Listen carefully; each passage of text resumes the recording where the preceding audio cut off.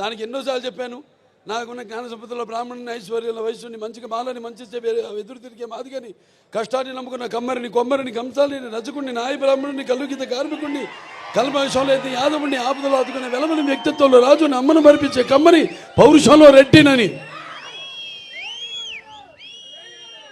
ఇలా ప్రతి సినిమాలో ఒక్కొక్క ఏ కథ నచ్చితే చాలు అందులో హీరోది ఏ వర్గం మన తెలుగు జాతిలో అది కాదు. చరిత్ర సృష్టించాలన్న నేనే, దాన్ని తిరిగి రాయాలన్న నేనే. అదే నా నినాదం, అదే నా సంతకం. ఎన్నో అద్భుతమైన సినిమాలు అందరూ నేను చాలాసార్లు అన్నా నా రెండో ఇన్నింగ్స్ ఇప్పుడు మొదలైందని. చాలామంది ఏమంటారు పాపం అంటే అది గ్రహపాటు. నేను వాళ్ళని ఒకళ్ళ పేరు పెట్టి కానీ వేలెత్తి కానీ నేను చెప్పడం లేదు. అది గ్రహపాటు.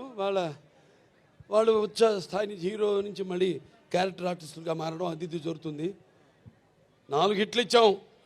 రామారావు గారు నంబర్ 1 హీరో ఉండగా తెలుగు ఇండస్ట్రీలో అంటే నిజం చెప్పాలంటే ఆయన పారితోషికం చూసుకుంటే ఆయన చేసిన సంవత్సరానికి ఎన్ని సినిమాలు ఆ పారితోషికం లెక్కేసుకుంటే ఎవడు సూపర్ హీరో ఎవడు లేడంత పారితోషికం తీసుకున్నవాడు.